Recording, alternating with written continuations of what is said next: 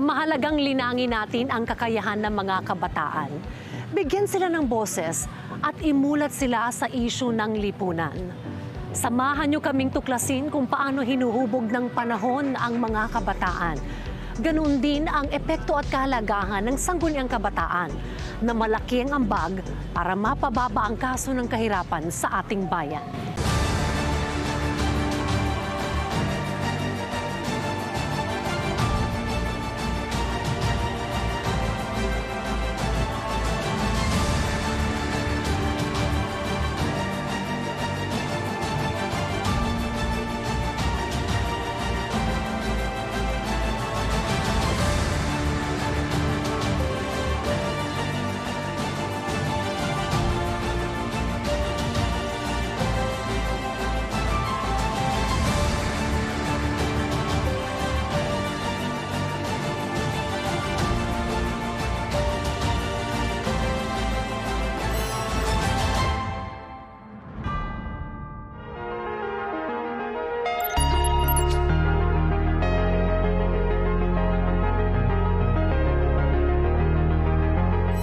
Mabuhay ang SK at lahat ng kabataan, ang mga tunay na pag-asa ng ating bayan. Mga makabagong leader na kabataan para sa ating makabagong Pilipinas.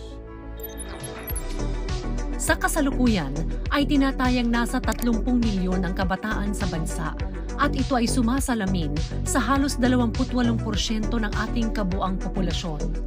Kaya naman hindi natin maipagkakaila na mahalaga ang boses ng sektor na ito ng ating lipunan pagdating sa pamamahala at mga isyu sa ating komunidad. Ito mismo ang naging inspirasyon sa pagbuo ng Center for Advocacy and Networking o CYAN na isang youth-led non-government organization. Ang Center for Youth Advocacy and Networking po o CYAN Pilipinas ay isang youth-led at youth-serving organization po, isang NGO na nabuo noong 2005. Ito po ay nabuo dahil sa pagsasama-sama ng ilang mga youth organizations na gustong magkaroon ng espasyo at plataforma para ma-realize sa mga kabataan yung kanilang potential at mag-engage din meaningfully sa kanilang mga local communities. Maraming proyektong tinututukan ng grupo ng kabataang ito na binubuo ng mga nasa edad 15 to 30 years old. Mula sa pagbibigay ng trainings, pagmomonitor ng mga serbisyong pang-edukasyon sa ilalim ng kanilang Multiply Ed program. Sa kabataan, nalayo namang magbigay suporta sa mga young farmers at ang tinututukan nila sa kasalukuyan na Model SK program. Ang Model Sangguniang Kabataan Network po or Model SK program ng CYAN Pilipinas ay nabuo noong 2018. After mapasa ng SK Reform Law ay binuuna natin yung Model SK program na naglalayon na i-maximize itong mga bagong newly elected SK officials at ituro sa kanila ano ba yung rights-based governance, anong ibig sabihin ng youth-centered progressive governance, ituro din sa kanila yung mga mandato ng mga SKs. At paano ba dapat sila tumutugon sa mga pangangailangan ng mga kabataan natin sa komunidad. Naniniwala ang mga kabataang leader ng CYAN na mahalaga ang sangguniang kabataan upang magkaroon ng platform ang mga kabataan na maihayag ang kanilang mga pangangailangan at mabigyan ng resources at pagkakataon na direktang gumawa ng hakbang sa paglutas ng mga problema na kinakaharap ng kanilang sektor.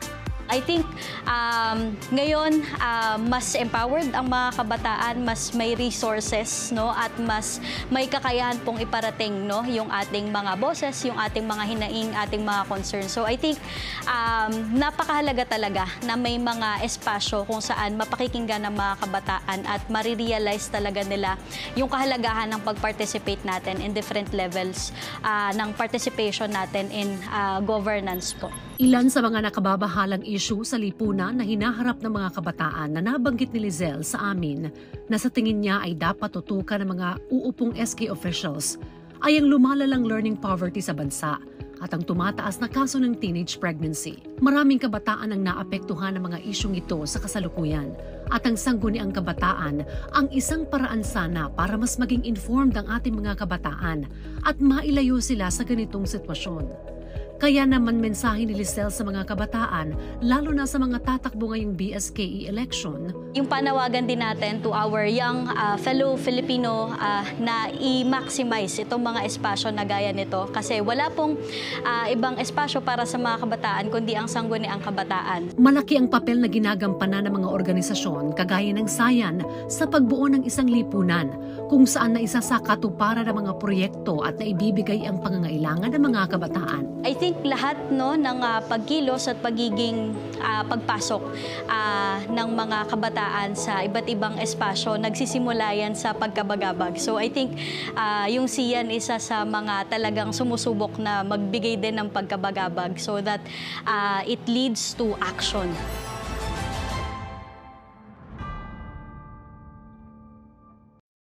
HealthWatch, alertong pangkalusugan. Mag-ingat sa dengue. Ang dengue ay isang viral infection na nagmumula sa kagat ng lamok na Aedes, na sanhi din ng iba pang sakit gaya ng Zika virus at chikungunya. Ito ay nagdudulot ng mataas na lagnat, pamamantal, pananakit ng kasukasuan at kalamnan, panghihina, pagdurugo ng ilong, at pagsusuka at pagdurumi na may kasamang dugo.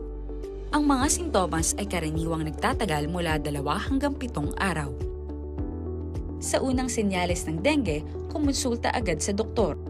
Uminom ng maraming tubig at magpahinga at inumin ang mga gamot na nireseta.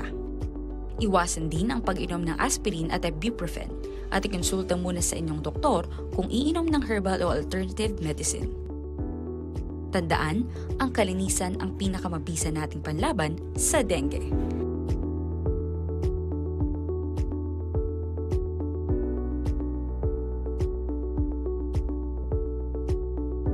Sa panahon ng sakit, dapat laging listo.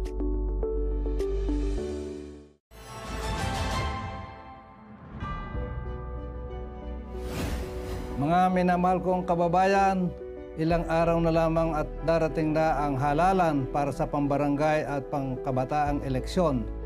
Mahalaga po ang ating pagboto, kaya huwag po nating sayangin ang natatanging karapatan na ito, ang ating pong pagpili ng mga lider na uugit sa ating pamahalang pambarangay at pangkabataan ay mahalaga dahil dito nakasalalay ang kinabukasan ng ating mga mamamayan at ng ating pamayanan.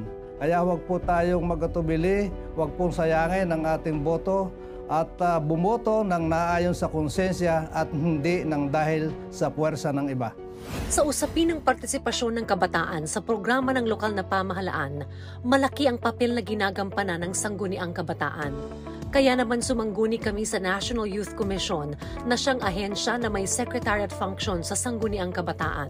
Sir James, ano po ang mga hakbang ng National Youth Commission at mahalagang papel na rin po ng NYC para po mapataas po natin yung partisipasyon po ng mga kabataan sa mga programa po ng mga local government units? Sa NYC, we encourage our young people, especially yung organizations ng mga kabataan. And dahil mayroon din tayong sangguniang kabataan, we encourage them to maximize these platforms upang sabihin sa pamahalaan saan dapat ilagay yung pondo, anong programa, yung magbebenepisyo talaga para sa kabataan. Currently, what NYC is doing, we disseminate the Philippine Youth Development Plan. Dito po in-outline na natin ano ba yung mga investments na dapat gawin ng pamahalaan both at the national and at the local level. Ang challenge naman sa mga local youth leaders natin through the SKs and the local youth development councils na binubuo po ng mga leader kabataan from various youth organizations is for them to craft their local youth development plan at ilabi ito sa mga munisipyo, sa bawat lungsod upang pondohan. Yung youth development plan, attachment na ito sa annual investment program ng bawat LGU. So tinitiyak ng mga polisiyang ito na yung boses ng kabataan hindi lamang naririnig pero napopondohan. Okay. Talking about sangguniang kabataan, malapit na po ang halalan. Oo. Ano po ba yung mga programang dapat tutukan ng mga mahahalal na mga SK leaders po natin? Nabanggit ko po kanina yung Philippine Youth Development Plan. Dito na, eto parang naka-outline na sa bawat center of participation or yung thematic na issues ng bawat kabataan, nakalista na ano yung mga dapat tutukan. So ang gagawin ng SK Chairman, ni SK Federation President, titignan na lang nila, ito ba akma sa konteksto ng aming bayan? Ito ba akma sa konteksto ng aming barangay? No? Halimbawa lang po ng mga centers na nasa Philippine Youth Development Plan, yung edukasyon, no? Yung access sa education at yung cost, no, at quality of education. Ganun na po yung disenyo ng Philippine Youth Development Plan sapagkat ayaw natin na mahirapan pa ng lalo yung kabataan, no? Kasi hindi naman sa they are lacking in experience. In fact, marami po sa SKs natin napaka-innovative, no? Pero minsan wala sa kanila yung datos, wala sa kanila yung new information para mas maging matino yung programa nila. At yun po yung binibigay ng NYC. Maganda yun, ano? Susundan na lang nila yung Youth Development Plan na ito. So yung pang mga mananalong mga SK leaders, will they undergo training under NYC para po malaman nila itong Youth Development Plan na ito at magawa nila sa kanilang mga constituents? Opo, no? Ito yung isa sa pinakamahalagang innovation under the SK Reform Act na pinasa po noong 2015, no?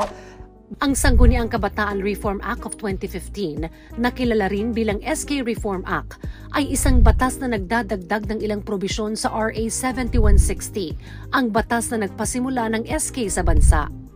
Layunin ng RA 10742 na mawala ang mga isyu sa katiwalian at inefficiency ng mga sangguniang kabataan officials. Bago ang nahalal na SK official ay makapag-assume into office, no, kailangan niyang mag-undergo ng mandatory training, no? And the mandatory training po, ang laman nito are 5 sessions that focuses on the importance of the sangguniang kabataan, how they do their functions in convening meetings, passing resolutions, planning and budgeting, at isang napakahalagang module po yung ethical standards of government officials. So gusto natin, nagsisimula pa lang yung SK, alam na niya ano yung mga dapat at hindi dapat ginagawa sa loob ng pamahalaan para na rin makalayo tayo dun sa mga undesirable na hindi dapat ginagawa ng mga opisyal, no? What we want to really teach them is to use their SK funds efficiently and effectively to really solve the core issues ng ating kabataan. Okay. So, nag-undergo sila ng training, paano yung tamang pagpaplano, even handling funds. Pagdating naman po sa pag-monitor ng, kumbaga, effectiveness nito pong mga programa nila, may oversight function din po ba ang inyong ahensya? NYC, katuwang natin ang DILG, magkasangga po tayo, no, sa pagmamanage at pagsusupervise ng ating mga sangguniang kabataan. Ang kinaganda po, may isang batas ay yung Seal of Good Local Governance Act. Sa batas na to, dinagdag yung youth development bilang isang indicator kung may good governance ba sa bawat munisipyo. And as I heard, no, parang i-expand na ito sa barangay. Dito sa accreditation or parang certification system na to, tinitignan kung yung mga minimum requirements of an operating SK or an operating barangay are intact, in place, and actually working, no?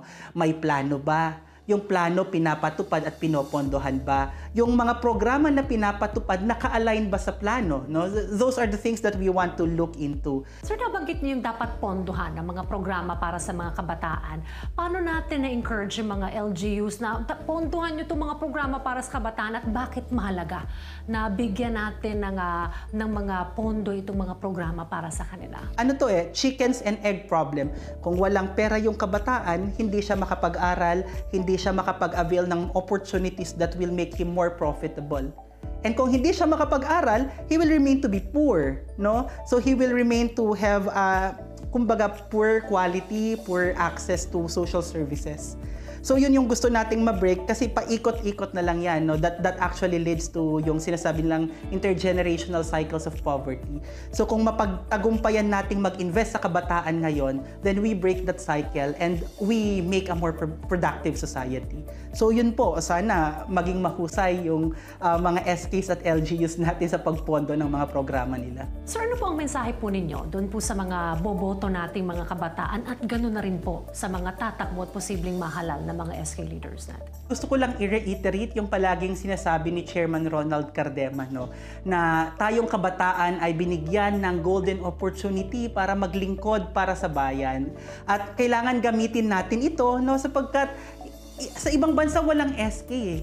No, sa ibang bansa, walang ganitong platform na may sariling pondo, na hinahalal yung leader kabataan, na yung federation president ay part automatically ng local council. We have to maximize this platform. Hindi pwedeng binigyan na tayo ng oportunidad tapos sasayangin lang natin. Yung quality naman ng SK leaders na makukuha natin, it actually depends on our will as the electorate. No, tayong boboto, no. Piliin natin hindi lang yung marunong pero yung may pagmamahal sa kabataan. Panghuli na lamang, Sir James, bakit mahalaga na ipataasin pa natin ang partisipasyon ng mga kabataan sa mga programa ng barangay, ng lokal na pamahalaan para makatulong rin sila na mabawasan ang antas ng kahirapan sa bansa? Maraming programa ang ipinapatupad ng pamahalaan that do not match the lifestyle or the culture ng mga kabataan natin. So kailangan yung kabataan kasama natin sa pagpaplano. Tatanungin natin yung kabataan, what actually works for you bilang sektor, no? Paano natin mamamaximize yung magiging results, positive results ng ating programa. Yung kabataan natin, no, napakalaking bahagi po ng populasyon natin ay kabataan, no? Sa datos namin, nasa around 30% ang aged 15 to 30 years old at higit 50% ang under 30 years old. Mas maraming bata at kabataan sa Pilipinas kaysa yung mga above 30. If this is truly a democracy, then we should be listening to this big chunk of our population, our kabataan, and we should consider them, not just to listen, but consider their inputs into the way we change policy, in the way we change programs, at pondohan natin yung mga bithiin kagustuhan ng ating kabataan so that we prepare a Philippines that is ready for the future that our young people truly wants.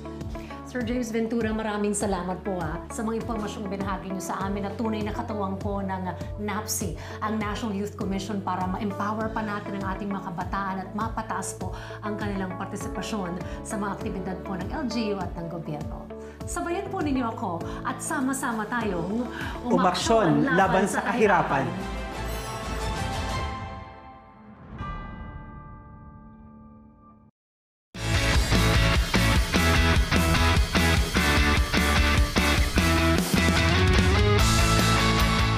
Pasiglahin ang bawat umaga na puno ng good vibe. Sari-saring mga impormasyon at kaalaman. Kaya halina at mag-chill at enjoy! Kasama ang inyong RSP Barkada dito lang sa Rise and Shine Pilipinas!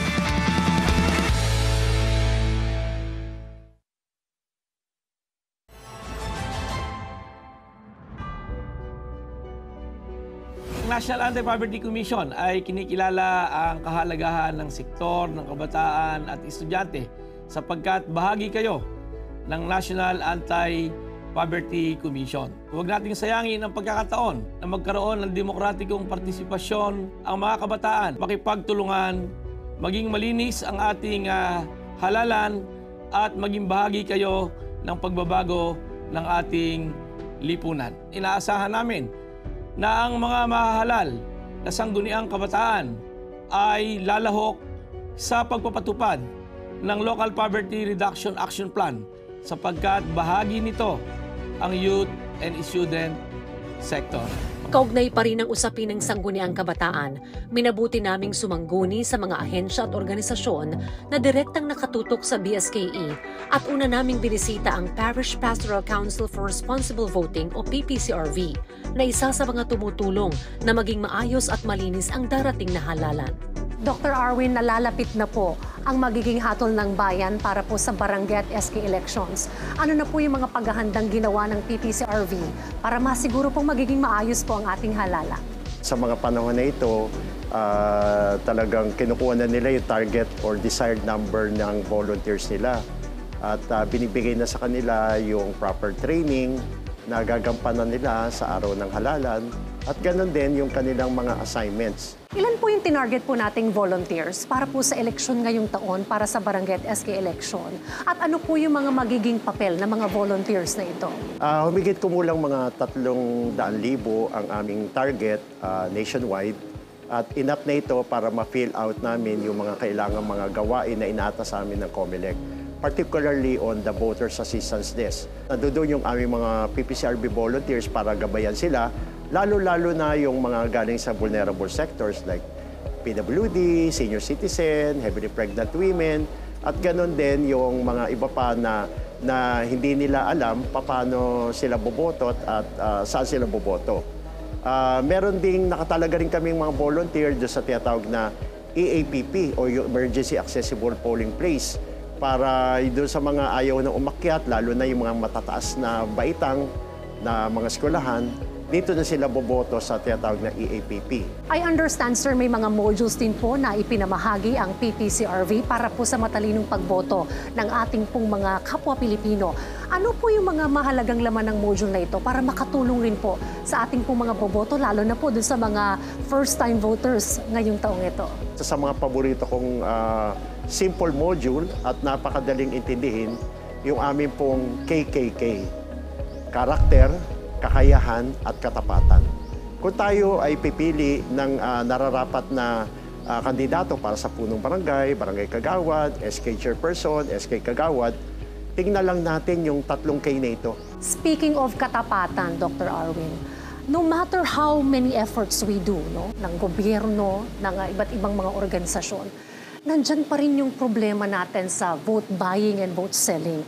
Ano po yung mga hakbang na ginagawa po ng PPCRV para tuluyang malabanan po natin itong mga kaso ng vote buying and selling? Itong nalalapit na BSKE ay naisipan ng COMELEC na magsagawa at magkaroon na tinatawag nating Committee on Kontrabigay. At kasama kami dito magmula sa national up to the municipal level. At makakaasang COMELEC na hindi lamang para sa BSKE October 30 elections, kung hindi sa mga susunod pang eleksyon, ay patuloy kami maging aktibo dito sa issue nito. Ito ay ayaw natin. Kasi kung sila ay naging tiwali sa kanilang pangangampanya, hindi naging maayos ang kanilang pangangampanya, most likely, magiging tiwali at hindi rin magiging maganda yung pamamaraan ng kanilang paglilingkod bilang public servant. Talking about poverty naman this time, Dr. Arwin, alam po natin na mahalaga ang papel na mga ihahalal po natin ng mga barangay at SK elections para po tugunan ng problema sa kahirapan. Paano po natin mapaparealize po sa ating mga botante kung gaano po kaimportante yung isa po nilang boto para po masolusyonan po natin ang problema sa kahirapan dito po sa ating bayan? Pahalaga natin itong nalalapit na eleksyon at pipili tayo yung talagang sa tingin natin na magbibigay ng tamang kahulugan ng bilang public servant, ay makakaasa tayo na aangat ang ating pamumuhay, gaganda ang ating kapaligiran, magiging maayos ang ating pamumuhay, at magiging maganda ang daloy ng mga basic services na inaasam natin. At ito'y magmumula sa ating barangay. Dr. Arwin Serrano, maraming salamat po sa mga impormasyong ibinahagi po ninyo sa amin sa mahalagang papel po ng PPCRV at ng inyo po mga volunteers. At tunay na katuwang po kayo ng NAPSI at ng iba't ibang ahensya ng gobyerno sa hangad po nating maging mapayapa at maayos po ang magiging hatol ng bayan para po sa barangay at SK election. Sinadya rin namin ng Commission on Elections ang ahensya na punong abala sa darating na halalan at kinamusta ang mga paghahanda na ginagawa nila para sa darating na BSKE. Attorney Laudianco, ano po yung mga hakbang na ginawa po ng COMELEC at patuloy pa rin pong ginagawa in preparation po para po sa barangay at SK election para masiguro po yung integridad po ng ating halalan ngayong taon? Una po sa lahat, mas pinahigpit po namin ang aming ugnayan sa PNP, sa AFP at ngayon nga po, kasama na namin ng Philippine Coast Guard at kanina lang po ay kami muling nag-meeting sa ating iba't ibang panig ng Department of Education. Una, para tignan po natin sitwasyon ng mga paaralan, ready na ba ang ating electoral boards, ang deployment po natin ng balota, ang indelible ink. Ngayon po ay sumusulong. By October 20 po ay huli nating ma-deploy ang ating balota, indelible ink at iba pang mga election returns sa National Capital Region. In place na rin po lahat ng ating security at inassure po namin ang ating DepEd na kada eskwelahan po yung tinatawag naming voting center. Meron pong PNP personnel dyan. Doon po sa ating sentro ng mga bayan at mga lungsod, meron din pong AFP personnel dyan na maaaring mag-movement. So kung titignan po natin, handang-handa na po ang ating COMELEC, ang pinagsama-samang ahensya ng ating pamahalaan. Ready na po tayo sa October 30 BSKE. Ita-turn over na po natin by October 30 ang pagboto sa ating mga kababayan. Sa usapan naman po ng partisipasyon ng ating pong mga kabataan sa darating pong halalan, gaano po karami yung mga nagparehistro para po makaboto sa SK officials? At gaano po kalaki yung percentage na ito in terms dun po sa mga eligible na pong bumoto para po sa SK? Naku, napakalaki po, Ma'am Diana. Sa ngayon po, ang ating magiging botante sa SK ay umabot sa 24 na milyon. Ganyan karami po, 24 million dito sa ating SK, 68 million sa barangay. Ano po ang ginawa ng COMELEC? Una po kami nag-eskwelahan. Lahat po ng aming election officers ay umikot sa iba't ibang bayan para nung una pa lamang po, panahon pa lang ng registration, hikayatin na ang mga kababayan natin na botante na dati para magrehistro. Ang pinuntahan po namin yung mga eskwelahan. Ang gagawin nga pa lang po sana namin nun, mag-voter education. Pero dahil nandyan na po ang mga kabataan, nandyan ang teachers, nagsagawa na kami ng satellite registrations at natutuwa po kami na lumaki ang ating botante na ganito. Speaking about voter education, ano po yung kumbaga mga payo at tips po natin sa kanila, especially po sa mga first time na boboto? Una po namin pinapakilala sa kanila, ang itong ating pagboto ay karapatan at pribilehiyo na wala makakakuha sa atin. Pantay-pantay tayo dito. Kay mayaman ka, kay mahirap ano man ang estado mo sa buhay, tigi-tigisang boto lang tayo. Ikalawa, gaano kahalaga ang barangay at SK election? Sabi nga namin, nung panahon ng pandemic, sila yung mga bata pa noon, maaaring wala pang 15 years old, pero naranasan natin pare-pareho. Kung maayos po ang namumuno sa inyong barangay, nakarating yung tulong sa kanila. Pero kung lalo na kung hindi maayos ang ating, lahat po tayo naghihirap noon. Naramdaman natin personally ang hirap. Panahon ng pandemya, naramdaman natin ang national government sa pamamagitan ng barangay. So hindi dapat natin binabaliwala ito. Makisali tayo at makilahok po tayo dito sa BSKE. Tunguhin naman natin yung SK Reform Law. Sa mga provision po dito, Atty. Laudiangco, may mga programa at hakbang rin po ba ang COMELEC para epektibong maipatupad po ang mga provision dito?